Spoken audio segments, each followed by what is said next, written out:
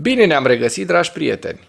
Astăzi discutăm despre analiza Institutului pentru Studiul Războiului, potrivit căreia rușii se vor confrunta cu dificultăți mari în contraatacurile din zona Kursk, despre anunțul lui Trump că nu va mai participa la a doua dezbatere cu Harris, l-a cam șifonat Kamala, și despre amploarea contraatacurilor rusești în Kursk, care sunt nesemnificative.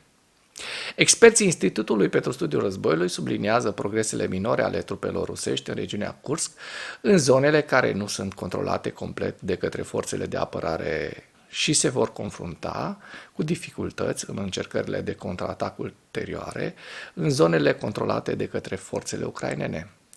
Imaginile geolocalizate publicate pe 12 septembrie indică faptul că forțele ruse au înregistrat câștiguri minore la vest de Vâșnivka, sud-est de Korenevo, și la nord de Krasnotobiarski, care tot este la sud-vest de Korenevo, iar Ministerul Rus al Apărării a declarat că forțele ruse au recucerit 10 așezări la sud și sud-vest de Korenevo de la începutul contraatacurilor în noaptea de 10 spre 11 septembrie.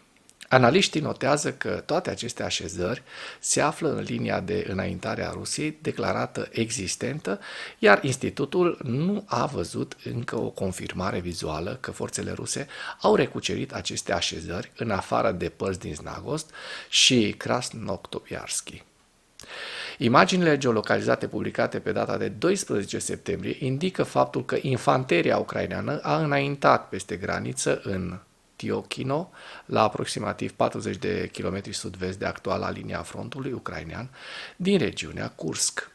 Imagini suplimentare geolocalizate publicate pe 12 septembrie arată că vehiculele blindate și de infanterie ucrainene nu sunt împiedicate de barierele anti-tank, celebrii dinți de dragon rusești, de la granița ruso-ucraineană la sud-vest de Novi Put, care este la sud-vest de Glușcovo, acest lucru indicând că trupele ucrainene au avansat în interior și că forțele ruse nu erau pregătite să folosească aceste bariere pentru a respinge atacurile transfrontaliere ucrainene. Surse ruse susțin că forțele ucrainene continuă să avanseze în zona așezărilor Novi Put și Medveie, la sud-est de Glușcovo, în Snagos și Ologva, la est de Korenevo, și Fana Seivka, la sud-est de Sugia. Ziua 933 a războiului din Ucraina.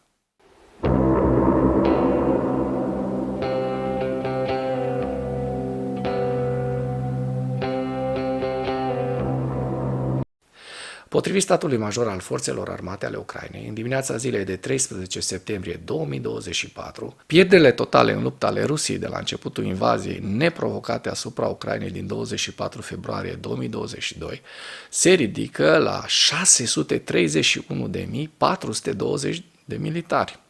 În ultimele 24 de ore, Rusia a înregistrat pierderi grele pe frontul din Ucraina, între care 1220 de militari, 18 tancuri, 48 de blindate de luptă, 52 de piese de artilerie și un lansator de rachete.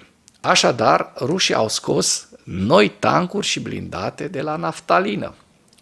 Mărețul și curajosul Donald Trump a anunțat că nu va lua parte la o a doua dezbatere cu Kamala Harris, susținând că ea a pierdut meciul anterior de pe 10 septembrie.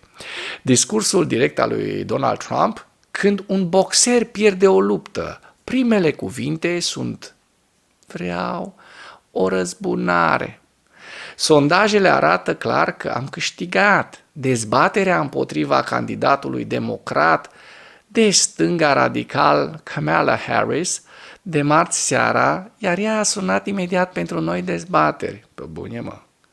Așadar, după ce Kamala l-a bătut măr pe Trump de n-a mai rămas nici penele din el, Trump a anunțat că nu va participa la o a doua dezbatere cu Harris. Lesne de înțeles de ce.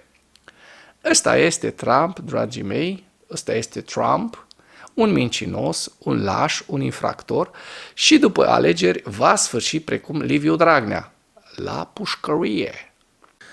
Dacă până în acest moment ai găsit informații utile în material, contribuie cu un like și cu o distribuire a acestui videoclip pentru a ajunge la cât mai multă lume.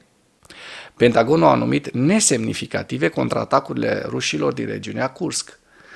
Ministerul American al Apărării a evaluat acțiunile contraofensive ale trupelor rusești în regiunea Kursk, numindu-le nesemnificative. Potrivit purtătorului de cuvânt al Pentagonului, generalul Patrick Ryder, care spune: vedem că în stadiul actual unități rusești încercând să desfășoare anumite acțiuni contraofensive în regiunea Kursk.